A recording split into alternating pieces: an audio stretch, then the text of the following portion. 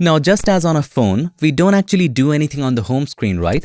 We open an app, whether to work or to satiate our addiction to scrolling memes on Instagram. Similarly, in Photoshop, you can open the Photoshop application or the place where you work by simply clicking on the Photoshop icon on the top left.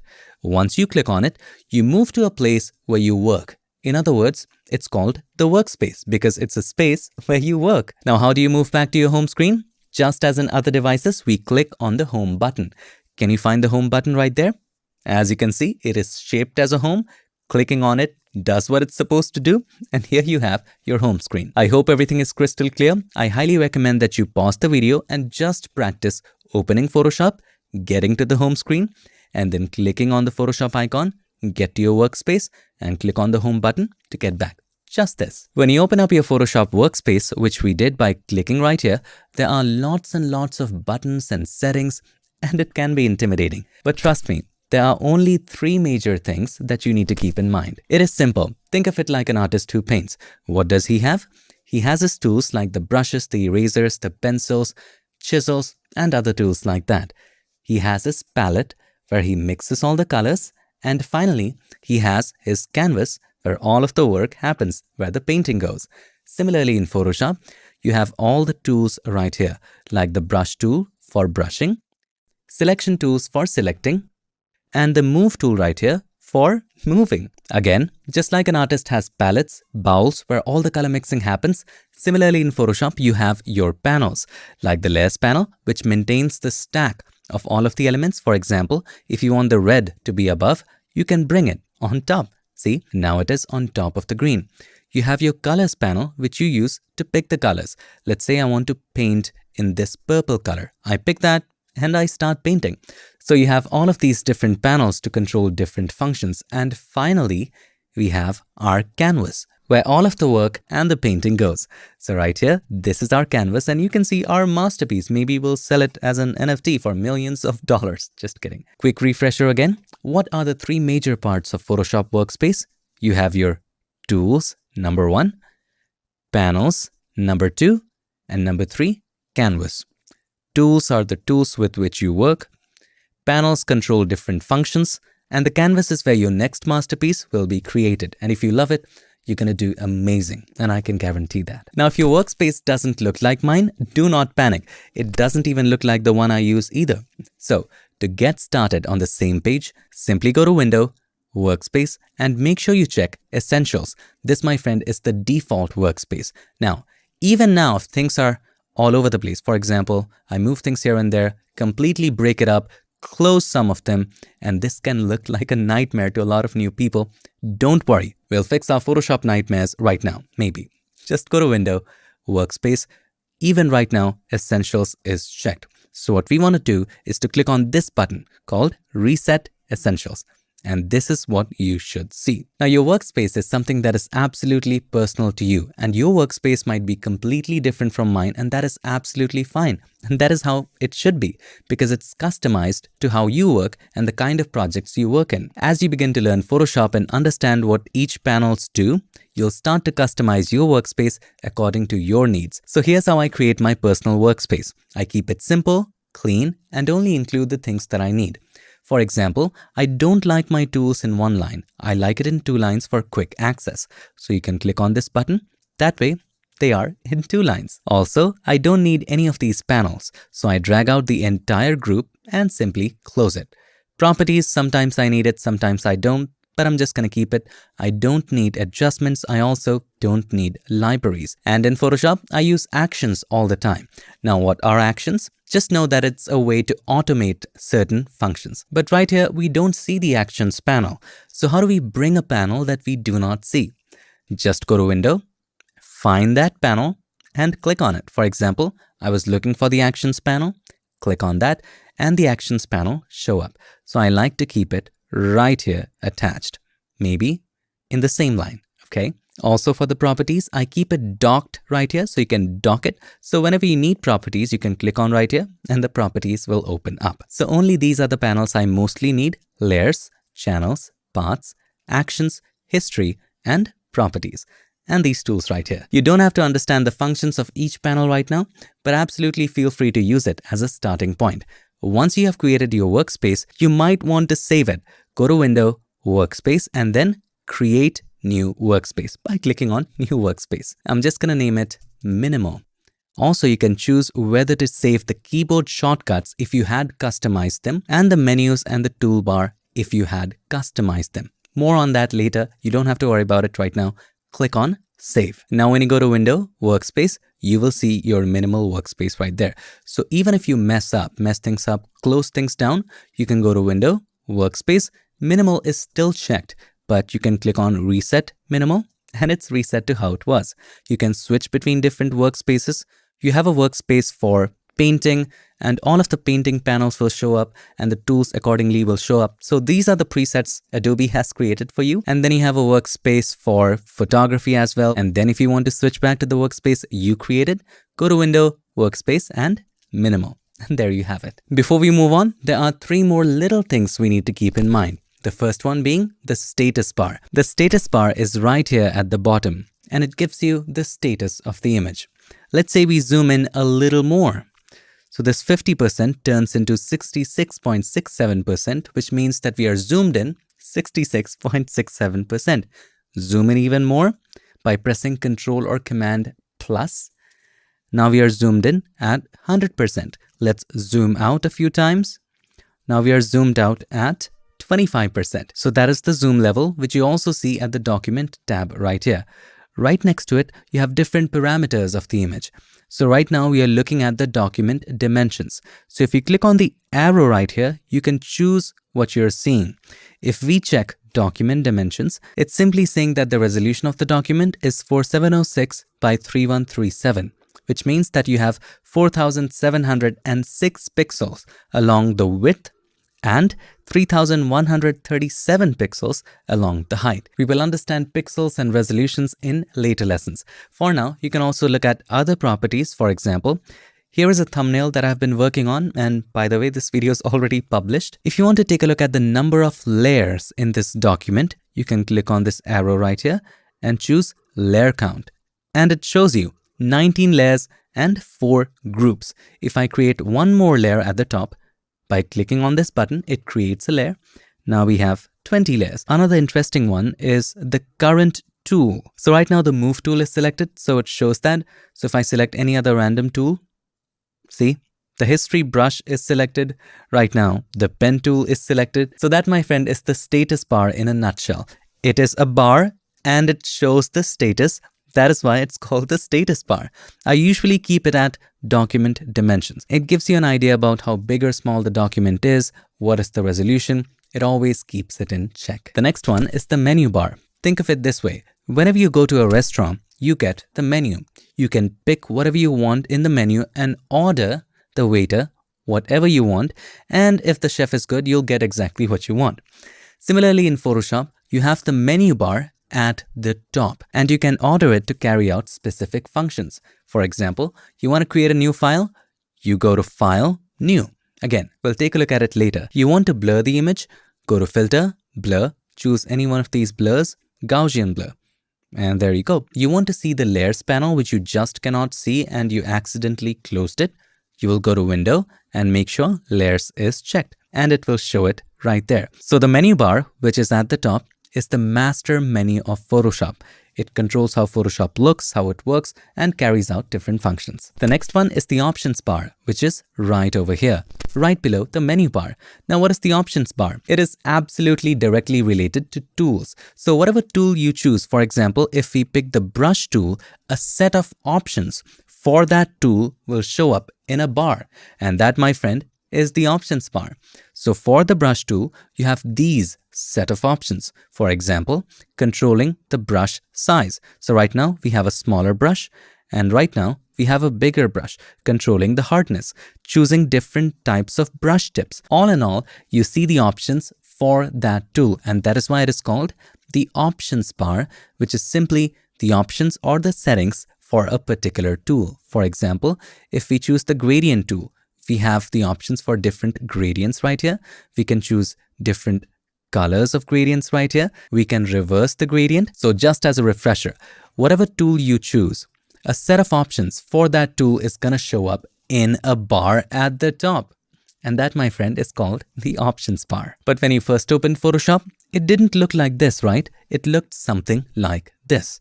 By the way, if you go to your workspace, it looked like this. So the canvas is not really going to show up unless you open anything. And this brings us to a very important part of the lesson and something you should learn first whenever you're learning any software or program. And that is the OCS of the software.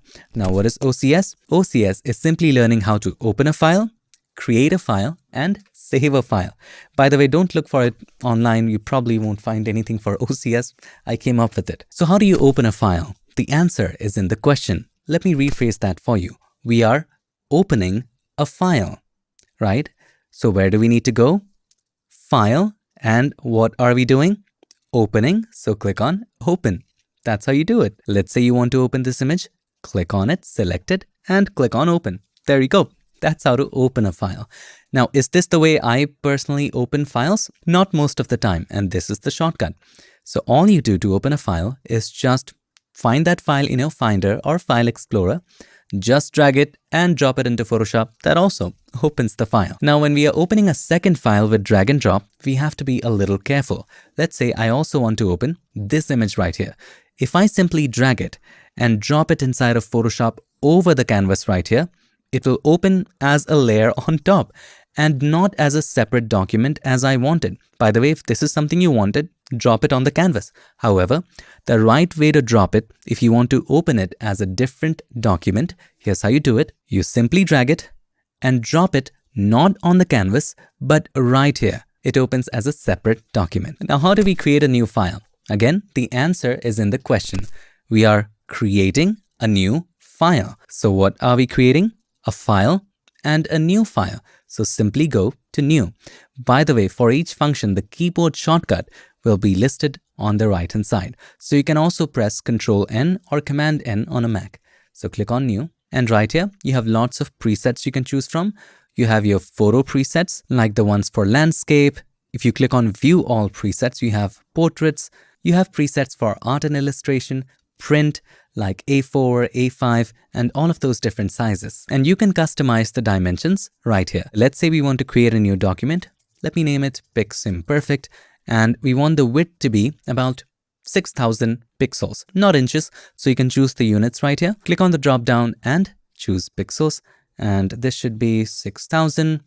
And I want the height to be 4,000 pixels. So let's type that in. Right now, know that we are customizing our document. If you click on this preset again, it resets according to that preset. All right, let's set it to how it was. Resolution right here doesn't matter much because it's pixels per inch and we are giving our units in pixels. So inches don't come here. But again, there are certain scenarios where it's important and you don't have to worry about any of that. This is advanced stuff. We'll cover it later. For right now, let's set the width and height in pixels, and you want to make sure that the color profile is sRGB for now. More on color profile later. sRGB is a good standard to get started. Background should be white. 8-bit is fine for now. Click on create. And there you have your new document. Now, how do you save a file? This is where it gets a little tricky, but don't worry, you're going to get it absolutely 100%. So this is the Piximperfect document that we created. Let's say we paint something over it and we want to save it. So again, what are we saving? A file. And what are we doing with it? Saving. So let's go to File and Save. You can also use the shortcut Ctrl or Command S. Now, since this is a brand new document which has not been previously saved, it does not really exist as of now. So when you choose File, Save, it creates a new document for you. So right here, you have the option to save it on the cloud. If you want to save it on your computer, click on this button. Now you can choose whatever file name you want, but it defaults to the file name that you chose when you were creating the document. So right where we went to File, New, and when we were setting up the properties, we typed in Piximperfect, right? So that is why the default here is Piximperfect already. You can of course change it to whatever you want. So I'm going to name it Test1. So right beneath it is an important setting, and that is the file format. If you click on the drop down, you have lots of file formats to choose from. You have your regular JPEG, you have your PNG, and the Photoshop document, or in other words, Photoshop document PSD file format. Now, since this image has only one layer right here and we didn't really add additional layers, all of these options show up. However, there will be a challenge. So you can choose whatever format you want and click on save to save it. But watch this. Let's hit cancel for now and let's create a new layer right here by clicking on this plus icon. Here we have layer 1. Let us choose a different color by clicking right here and then choose whatever color you want and paint on layer 1. Now we have two layers, the background layer and layer 1. Now when we go to File, Save, or press the shortcut Ctrl or Command S and choose to save it on our computer, if you click on the file format drop-down, you don't have those options. You know why? Because file formats like JPEGs or PNGs do not support layers. And the only format that support layers show up. For example, the Photoshop document or PSD, Photoshop document. Now I do understand you have a lot of questions in your mind about saving it as JPEGs and other formats. Wait for it. All of them will be cleared. So when you save a document as a PSD file or any of these formats, we'll talk about it in detail in later lessons. Let's save it as PSD for now. And this is Piximperfect PSD. Let's click on save. You want to make sure maximize compatibility is checked. Hit OK. Let's close it. Now, of course, your recent projects are going to show up right here, but you can also open your file directly from the folder. So this is Piximperfect PSD. Let's open that. And it opens exactly the way it was with all the layers intact. Now, once you have saved a particular file, the save function just updates it, just as with any other program. So right here, I have a composite. Let's open that. And all I want to do is to update this link right here. So I double click on the T or the text layer and change it. Now when I go to File and Save, the dialog box to choose the location and the format does not show up. But what it does is that it updates the current document. So let's close it. So if you reopen the same document, double click on it, and there you have it. It is now updated. Now if you do want to create a new document and you don't want to disturb this current one, which is composite.psd, you can go to File, Save As instead of Save. Let's click on it. Now this dialog box shows up. You can set the name to Composite2, for example, and click on Save. And you continue working on Composite2. Maybe you wanted to create two versions of it, and this is one of the ways. Now you might ask, Unmesh, that is all right. Even if you go to Save As right now, you don't have all the options right here, and you don't have them. By the way, this is a change in the later versions of Photoshop, so I highly recommend that you're following along with the latest version. You don't have the formats that do not support layers or other functions of Photoshop. So what if you just wanted to create a copy of this in JPEG or PNG for social media? Let's hit cancel, go to File and choose Save a Copy. This does not disturb the current document. You continue to work on Composite2 that you're working on right now, and it saves the copy in whatever format you choose. So right here, automatically the name comes out to be Composite2 Copy, and you can choose whatever format you want, even JPEG. So for now, let us choose JPEG and save it. You have the option to choose the quality, pick what you want, hit OK. And now when you open the folder, you have Composite2 Copy.jpg. If you want to learn more and delve deep into the differences between save, save as, and save a copy, you can watch this video. These were recent changes to Photoshop. Let us do a quick refresher. When you open Photoshop, what do you see? The home screen. And when you click on the Photoshop icon, where do you go? The workspace. How do you switch between the home screen and the workspace? By clicking on the home button right here and the Photoshop icon right here. That's how you switch. Now, what are the three major things inside of a workspace? Well, you have your tools, you have your panels, and on the center stage where the work happens, where the painting goes, in other words, you have your canvas. Apart from these three major things, what are some other things we see in the workspace? At the top, we see the menu bar. These are the main controls of Photoshop. Right below it, we have the options bar. Now, who is the options bar related to? The options bar is directly related to tools. So whatever tool you choose, for example, you choose the brush tool, a set of options for the brush tool is going to show up in a bar at the top, and that bar is, my friend, called the options bar. So for example, we choose the text tool. A set of options for the text tool is going to show up. For example, the font, the alignment, the font size, so on and so forth. And at the bottom, you have the status bar. Right here, it shows the zoom percentage. So we are zoomed in at about 33%. And right here, we have the document dimensions. You can choose to see different properties. For example, if you click on the arrow and choose layer count, it's going to show the number of layers in this document, and it shows 6. And we do have 6 right here. Now it is time for us to take a look at the 3 major things in detail. What are the 3 major things again? Tools, panels, and canvas. Let's start with tools. We just learned that whatever tool we choose, the options for that tool will show up at the top, and that bar is called the options bar. Also, there are tools that are hidden inside of a group. Whenever you see a small arrow on the right corner, right button, if you click and hold, you will find other tools in that group. For example, you want to choose the blur tool.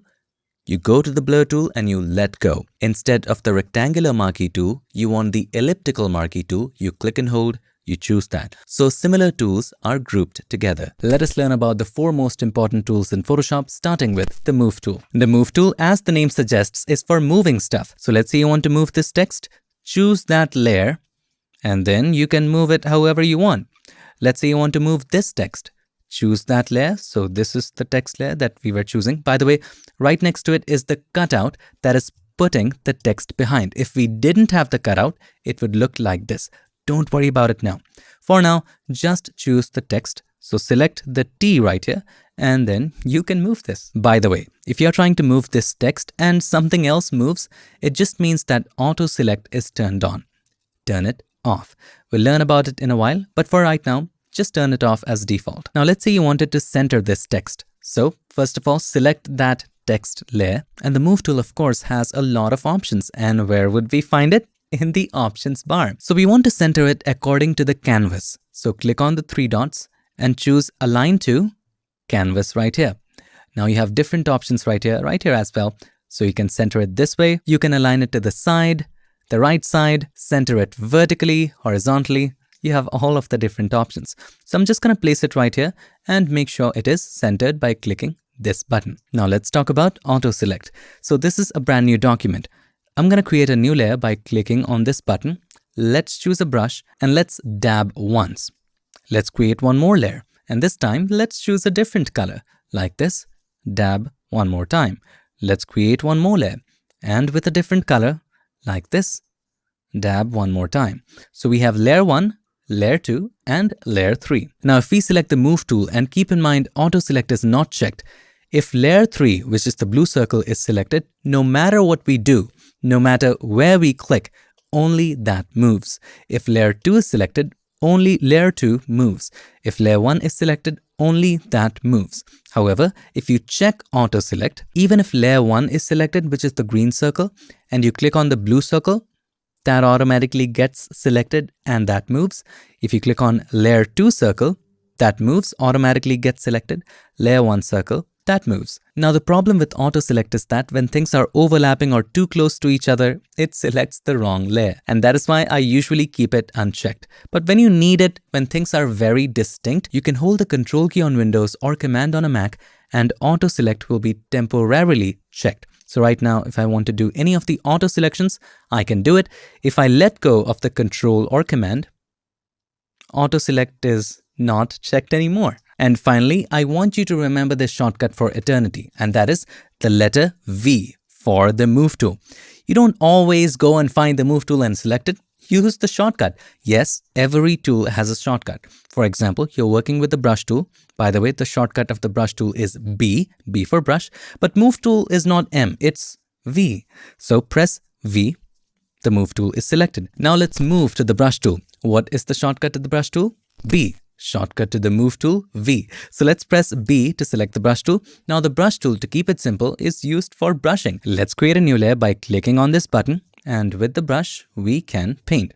That's something you already know. Now, along with the brush, of course, you have lots of options for the brush that show up in the options bar. So right here, you can choose the type of the brush. So there's fun ones like the charcoal brush right here. By the way, you're seeing pressure sensitive brushes, and this shape will only show up if you're using a pressure sensitive graphic tablet. If you're using a mouse, you won't see the corners around the edge. It just means that when you press softly, the brush would be smaller. If you press harder, you will have a bigger brush. And of course, you can choose whatever brush tip you want. For example, there's this charcoal one, and it paints like a charcoal. There's a splatter brush, which paints splatter like this. Now, there's one more important thing. Let us first choose the hard round brush. And let's say we want to paint in blue. By the way, you can switch between these colors, the foreground color and the background color, by pressing X. Don't worry about all of this right now. Whatever color you want to paint with, just make sure the top square has that color. You can click on it to choose whatever color you want. So right now, this is the brush size. Now, of course, you can go here and change the brush size. You can decrease it. Now, this is a smaller brush. You can increase it. Now you have a bigger brush. You can decrease the hardness. Now you have a soft brush. You can increase the hardness. You have a harder brush. But there has to be a shortcut for it, right? Yes, of course. So you can use the bracket keys, the right bracket key to increase the brush size, and the left bracket key to decrease the brush size. Also on a Windows, you can hold the Alt key and the right mouse button, click and drag to the right to increase the brush size, click and drag to the left to decrease it. If you drag it to the top, it makes it softer. Drag it to the bottom, it makes it harder. And on a Mac, you would be pressing Option and Control and then click and drag with the mouse. Now let's talk about the text tool. What is the shortcut for the move tool, by the way? V, shortcut for the brush tool. B, shortcut for the text tool. T, shortcut for the move tool. V, just reminding you. Now the text tool is pretty simple. It's very similar to other programs like Word. So with the text tool selected, if you just click, lorem ipsum is going to show up, just to show you how the text is going to look like. Now you can type whatever text you want, text. And just like other programs, you can select the text, change the font to whatever you want. You can change the size to whatever you want. So these are the different sizes. You can also type in your size. So I'm going to type in 500 px and there we have it. If you want more properties, you can click right here. Here you can control the gap between two lines, control the gap between each letter if you increase it. There you go. There's a lot of space in there. Also, there's another way to add text is if you select the text tool, if you click and drag, you can create a text box and you can type in that text box. So I'm going to set the size to about 100. Now there's a gap between all of these lines. So we can go to this setting right here and just decrease the gap. So I'm going to set it to about 48 pixels or even more. You can also hold the Shift key and use the up and down arrow keys to increase the gap. And the text continues in this text box. You can align it to the left, to the right. It's up to you, to the center, exactly like Google Docs, Microsoft Word, Pages, or whatever you use. And if you want to modify a text, you just double click on the T of the text layer and modify it. And this is the absolute correct spelling of modify.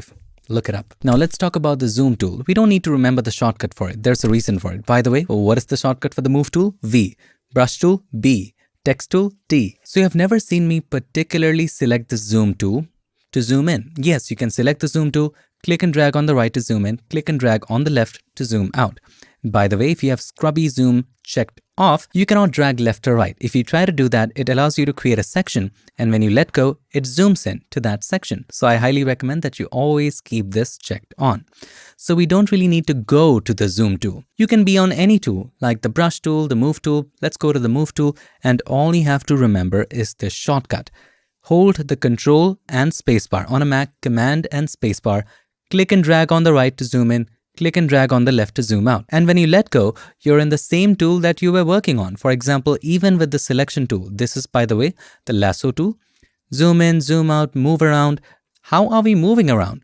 If you just hold the spacebar, the tool momentarily changes to the hand tool and you can click and drag to move around. So this is how we navigate around the canvas. Hold the Control or Command and the spacebar, drag right and left to zoom in, zoom out. If you let go of the Control or Command and just keep the spacebar pressed in, you can move around. Now, once you have zoomed in, if you want to fit the image to the canvas, what do? Yes, you can zoom out and try to fit it, but there's a shortcut for it. Let's say you're zoomed in right here. You can press Control or Command 0 to fit it to the screen. Let's try one more time. We are zoomed in right here. Control or Command 0. By the way, there's another shortcut. Let's say you were removing blemishes. So I'm going to choose the spot healing brush tool. It is the simplest one. I don't use it all the time, but for simplicity, let's say we were using that to remove all of these blemishes. Now you want to move to other section of the portrait. You have zoomed in too much. You have to drag in. Now instead of doing that, you can also hold the H key, click and hold. It gives you a bird's eye view of the image. Let's say you want to zoom in right here. Once you go right here and you let go, it zooms into that area. Now it's time for us to check out panels. Why? Because it's one of those three major things. What's the first one? Tools. Second, panels. And the third one, canvas. Let's talk about panels. Now, the most important panel, which you might have guessed, is the layers panel. The layers panel maintains a stack of all of your elements. For example, here is your background. Here is the black and white effect, keeping the subject in color. Here is the text. Here is some contrast. Here is a rectangle gradient at the bottom so that when the next layer, which is a text, shows up, the text needs to stand out. By the way, you also might have noticed up until now, you can turn off and on or hide and show a particular layer by clicking on the eye button. So when the eye is not showing up, that layer is turned off. And when the eye shows up, that layer shows up. So let's say we create a new layer and create a red blob on layer 1. We create one more layer, and this is a green blob. Let's create it green blob. Okay, now you can change the order of layers. You can take layer 1 at the top or layer 2 at the top. See how layers maintain a stack? Also, here's another basic function. If you decrease the opacity, it increases the transparency of that layer. The more you decrease the opacity, the more this layer, which is layer 2, green blob, becomes transparent. So right now, it's very transparent. If the opacity is at 100, it's not transparent at all. Let us talk about the most important function and a panel related to it, and that is the history panel. If the history panel doesn't show up for you, by the way, this is the one, you can go to Window and click on History just to be sure. There you go. It keeps a track of all of your steps. For example, if we create a new layer, it says we created a new layer. And if we take a brush and let's choose a color to blue and we paint one stroke, it records that. Another stroke, another stroke, another stroke. And you can use this tool to go back in steps.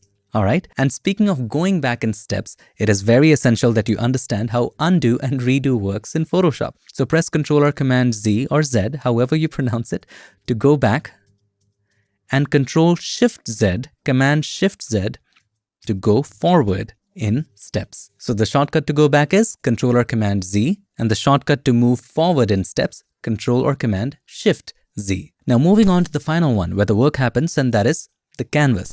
Let's open up 3 images in Photoshop. So I'm going to select the set of 3, open that in Photoshop. Now they show up as different tabs right here. Now these are different documents, and each document of course has a canvas. Now besides keeping them as tabs, you can also pull it out. So there you go.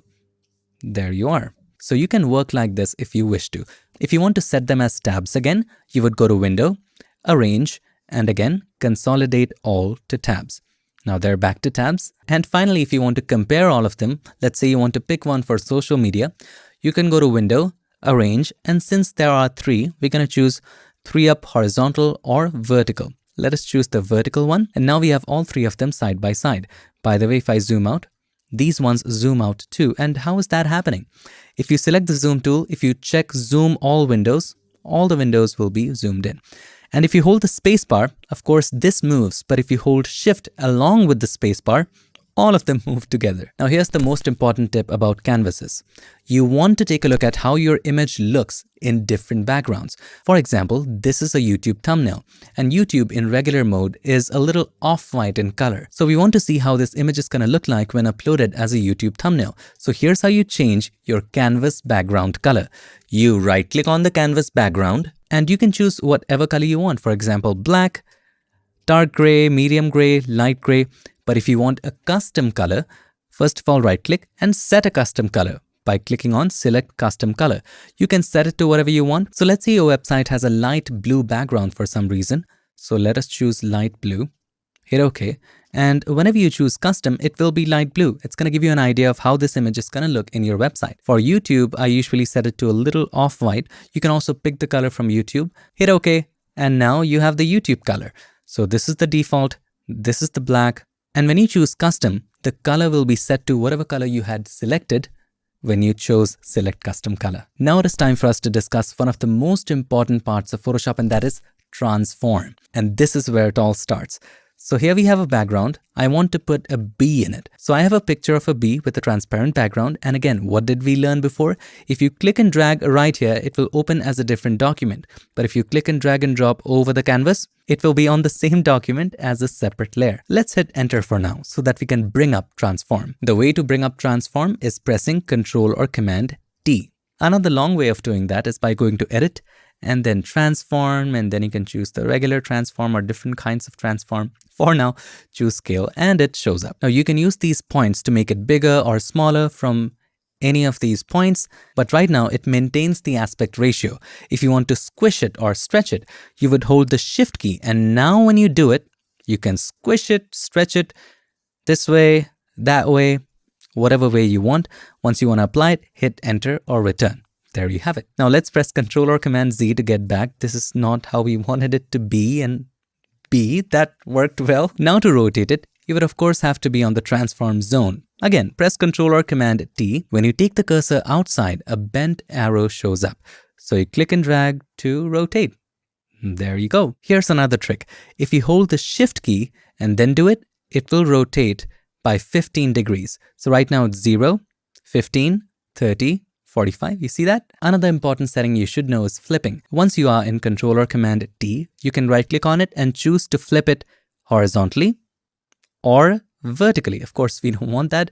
So let's flip it again, and this is a nice flip. Also, let us not forget the anchor points. Now, what does an anchor point do? It simply anchors the graphic from that point. So if you press Ctrl or Command T, you see this point right here in the middle? That is the anchor point. If you don't see it, make sure this checkbox is checked. If it's unchecked, you won't see it. Check it, you will see it. Now, you must have noticed that whenever you rotate, it rotates from that point. If you hold the Alt key or the Option key, and then when you resize, it resizes from that point. However, you can move the point. So I can move the point right here. And now when you hold the Alt key or the Option key and try to resize, it resizes from that point. You can also hold the Shift key to let go of the aspect ratios, and still it resizes from that point as an anchor. If you try to rotate it, it rotates from that point. So that is the flexibility you get with the anchor points. Now, you can hold the Alt key or the Option key and click anywhere to move the anchor point there. You can also have the anchor point outside. Now, when you rotate it, it rotates from that point. Another quick tip, you also have presets. So if you click on this one, it sets to this corner. If you click on this one, now you have this corner. Now it rotates from there. You can set it in the middle by simply clicking right here. Now it's in the middle. Now transform doesn't end there. There are so many options that you can work with, so many settings, and that calls for a whole different lesson. We are moving towards the end of the tutorial, and let's move away from all of the concepts and the hard things, and let's do a fun project. You can follow along. The project files are in the description. So here we have a subject and a new background. What we want to do is to change the background. So let's bring in the subject into Photoshop. Let's drag it and drop it right over here. Now, since we want to change the background, we have to have a new background. So let's go to our Finder or Explorer and click and drag this background on top of the canvas right here. Now, the background needs to be at the back, right? So first of all, let's adjust the size. Hold the Alt key or the Option key, click and drag from one of the corners to make sure it becomes larger from the anchor point, from the middle right here. Let's make it this large, hit enter or return. Now the background needs to be at the back, but if we try to take it at the back, it's not going. You know why? Because the subject layer right here is locked. So how do we unlock a layer? By simply clicking on this button. Now when you try it, it goes back. How do we name a layer? Just double click on the text and type whatever you want. So I'm going to type in subject. Now we cannot see the new background. You know why? Because we already have the old background right here. By the way, to make the thumbnails bigger, right click on an empty space, click on large thumbnails, and now you have bigger ones. Now to remove the background, watch how hard Photoshop is. All you have to do is to go to properties right here, and if you scroll down, you have the option to remove the background. Just click on it. See how challenging that was? And the background is gone, and now we see through the new background. But there's still a problem with that. Here's the old background. It was blurred out. When we see the new background, it is tack sharp. So it needs to be a little blurred too. So to do anything to anything, we have to first select it. So we need to blur the new background. So make sure you select the new background. And then what is blurring? It's simply a filter. So where are we going to find it? Inside of filter. Let's go to filter, blur. And there are lots of blurs that you can try. For now, let's go to Gaussian blur. Now this is too much. You can increase or decrease the amount. For now, I'm going to set it to about 16 pixels. Hit OK. It's looking fantastic. But if you look closely, there's still a problem around the edges. The edges don't look good. You know why? The edges soak in the color or the light from the previous background. Since the previous background was too bright, it took in that color. So one of the ways to fix it is simply smudging the cutout a little bit towards the inside. So right here we have the subject image, and on the right hand side of that, this is the cutout.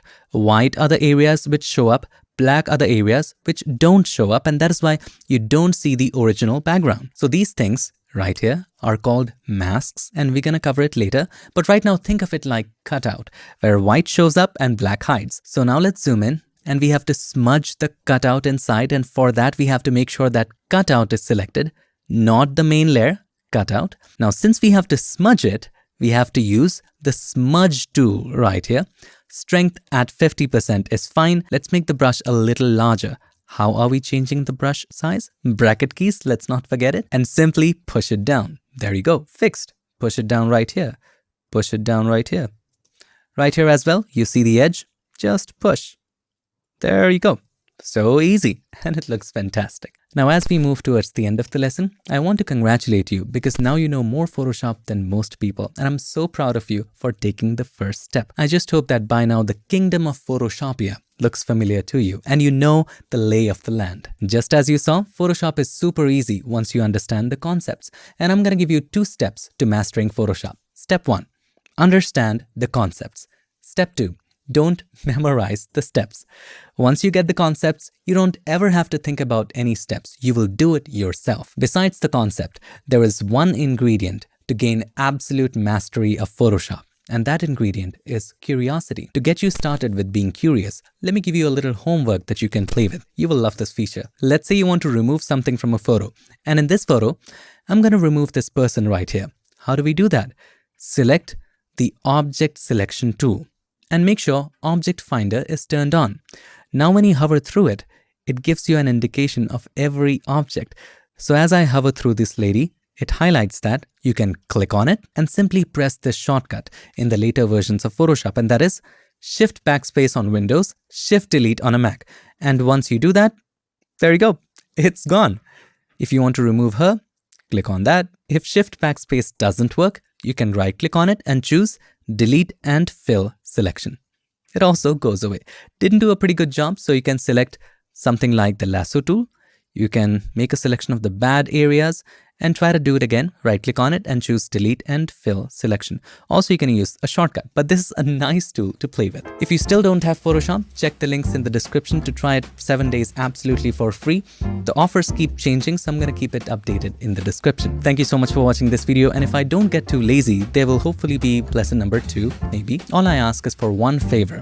If you learned something from this video or any upcoming videos, and if you find someone struggling with Photoshop, please help them. We always rise by lifting others. I would like to take this moment to thank all of these nice and amazing people for supporting Piximperfect on Patreon and helping keep Piximperfect free for everybody forever. Thank you so much for all your support. Thank you for watching. I'll see you in the next one. Till then, stay tuned and make sure that you keep creating. Wake up, honey, I made you breakfast. Fresh coffee and bagels too. A new day is waiting for us. We got lots of fun stuff to do. Let's go to